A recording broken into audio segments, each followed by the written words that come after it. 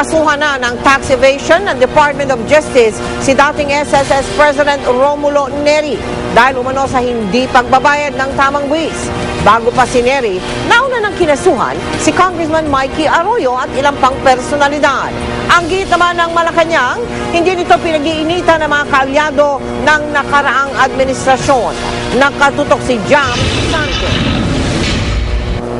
Kasong tax evasion ang kinakaharap ni dating SSS President Romulo Neri matapos lumabas sa preliminary investigation ng DOJ na kulang ang dineklara niyang kita noong 2008 at 2009 nang presidente pa siya ng SSS at board member ng Union Bank at Philex Mining Corporation. 13.6 million pesos daw ang buwis na dapat bayaran ni Neri. The case involving him is violations of Section 24 and 74.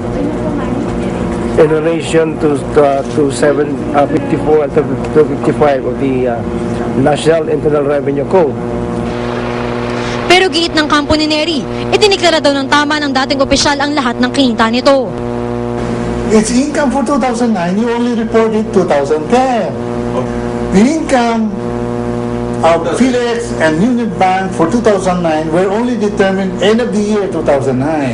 And were given to my client January 2010. Okay. And were only reported by my client March 2011. Handa raw sagutin ni Neri ang kaso sa korte. Bagamat natutuwa ang BIR na may kinahinatnan ng reklamong inihain nila laban kay Neri, mas ikagagalak daw nila kung lahat ay nagbabayad ng tamang buwis para di na umabot pa ang kaso sa korte. Happy in the sense that our work was vindicated. We're vindicated. But of course, sad because we have to reach this stage. Simula nang maupo ang Administrasyong Aquino, 2 beses sa isang buwan naghahain ng reklamo ang BIR sa DOJ laban sa mga umano'y di nagbayad ng tamang buwis. Kahapon nagpulong daw si Pangulong Aquino at ang BIR para pag-usapan kung paano pa iigtingin ang kampanya laban sa mga tax evaders. He's happy that we're filing cases, no? But he wants to see a conviction within a year or two. Chairman Abalos. Isa si Neri sa mga kaalyado ni dating Pangulong Gloria Arroyo na nasampahan ng reklamo sa Aquino administration. Pero giit ng Malacanang, hindi pinupuntiryan ng gobyerno ang mga kaalyado ni Arroyo. Jam Sesante, nakatutok, 24 oras. Muling humarap kanina ang pamunuan ng Hukbong Sandatahang Lakas ng Pilipinas sa pagdinig ng Senado tungkol sa katiwalian sa militar.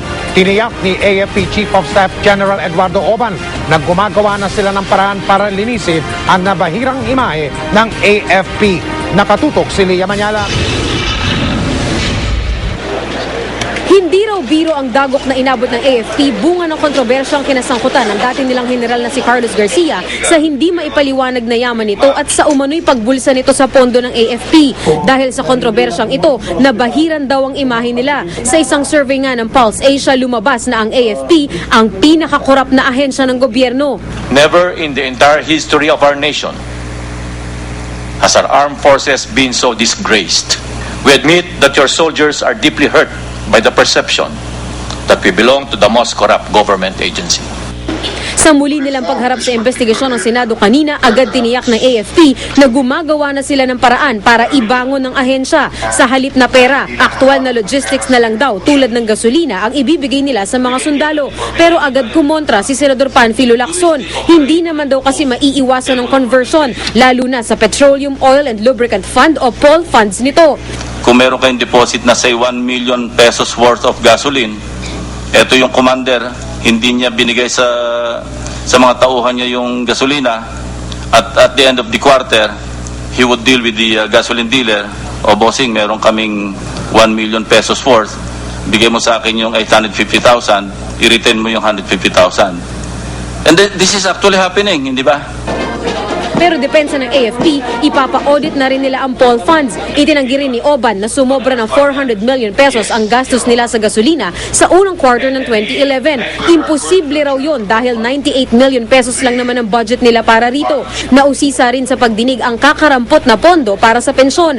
Ang ikinagulat pa ng mga senador, hindi agad masagot ni Oban kung ilan nga ba ang sundalo ng AFP. Is it in order that you inform the President of the actual troop strength on a regular basis, and this will be the basis of the release of the funds by the DBM?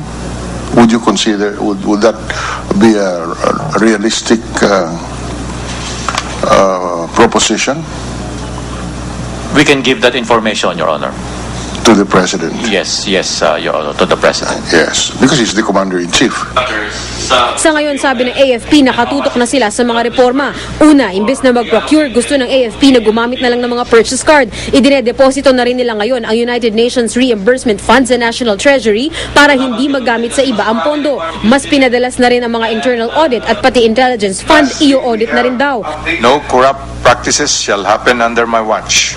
At dahil marami pa raw kwestiyon ng mga senador, asahan na raw na muling mapapatawag sa pagdinig ang AFP. Lia Manyalak, nakatutok, 24 oras.